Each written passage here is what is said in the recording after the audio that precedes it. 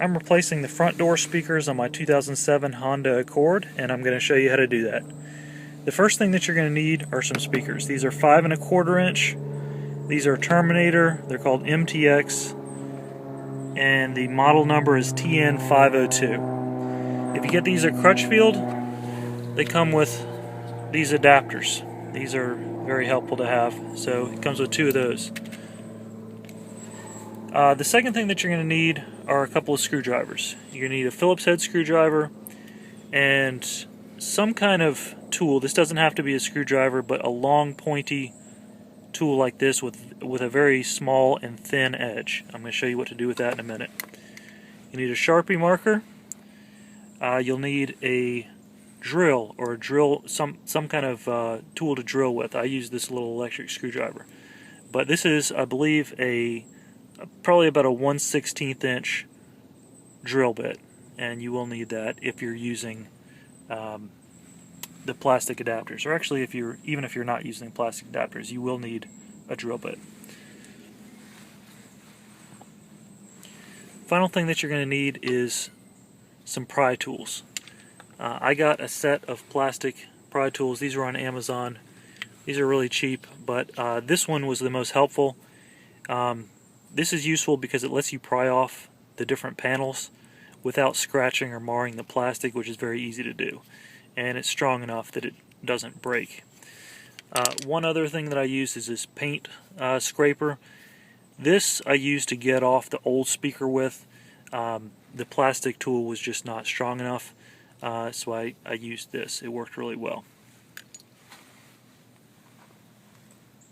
The first thing that you got to do is get this door panel off. And to do that, there's 3 screws that you need to remove. I've already done all this, and it took me a while to figure it out, so I'm making the video now, but I'm going to show you how to do it.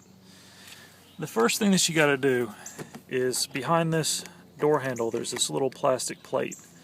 It's got a little clip on it. I think I broke the clip. This is actually pretty hard to get off without scratching it. I tried for a good 15 minutes trying to get it off, but there's no good way to get a grip on it and pull it out. What I had to do was just jamming a screwdriver, that little pointy end, right in there. Just jammed it in there. Messed it up a little bit, but that's the only way I could get it out. So behind there's 2 Phillips head screws. You take those out, and then in the door well here, right by the window control, there's a rubber piece that you got to pop out. Mine was already missing. And there's a Phillips head right in the middle, just one. And you got to remove that.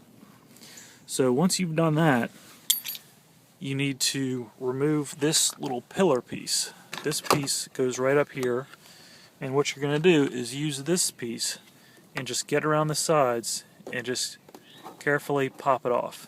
Just going to pry it out, and I was able to get mine off without scratching it.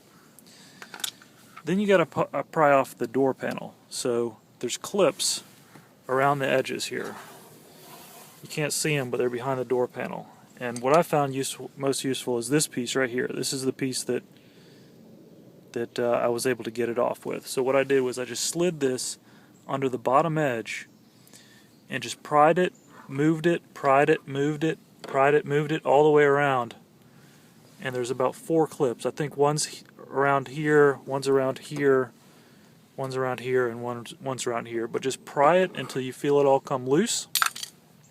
And then what you're going to do is lift up this whole door panel. Just lift it up, and you got to lift it up over the door lock, and then it'll just drop down like that. Now, behind the door panel, there's some cables that need to be disconnected. So I've already disconnected these two. These two attach up underneath the window control. There's 2 little plugs under there. They're kind of tricky to get out, and the way that you got to do it is on the bigger one, there's a little latch right here. You have to press down this little latch and pull it out. This is kind of tricky. You got to work at it a little bit. This one's a little bit easier. This one, the latch is also right there. This smaller, this one's easier to pull out. And let's see what else. Down here, there's a little light that goes over here, and that's your little light, your little door light. Now to do this, all you have to do is twist it. So what you're going to do is turn it and then pull it out. Now there's another cable right here that works the door latch. This one, all I did was I pulled out, let's see if I can get the camera on it. There it is.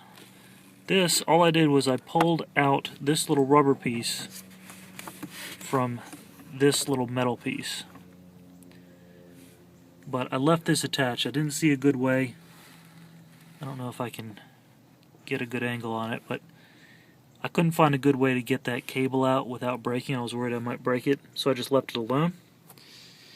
And so what we have is the door panel is now hanging on this, and there's an attachment to that light down there. There's a little clip that attaches it to the door to keep it from moving. But what this does is it allows us to have enough movement of the door panel to just turn it sideways. So what I did is I just turned it sideways and let it hang like that. And what that does is it gives you enough room, you kind of got to move it out of the way, to get to the door speaker. Now, this is the one that was already installed in there. It was just on there like that. There are clips in the back that broke off when I pried it off, but that's how it's attached. There's no screws or anything. And the way I was able to get this off, the plastic pry tools weren't strong enough, so I used this tool. And I came up around the bottom of it first, pressed it up in there, and just turned like that. I just turned it like that. I had to use a good amount of force, and it popped it off. And these are the little holes that the clips go in. There's 3 of them.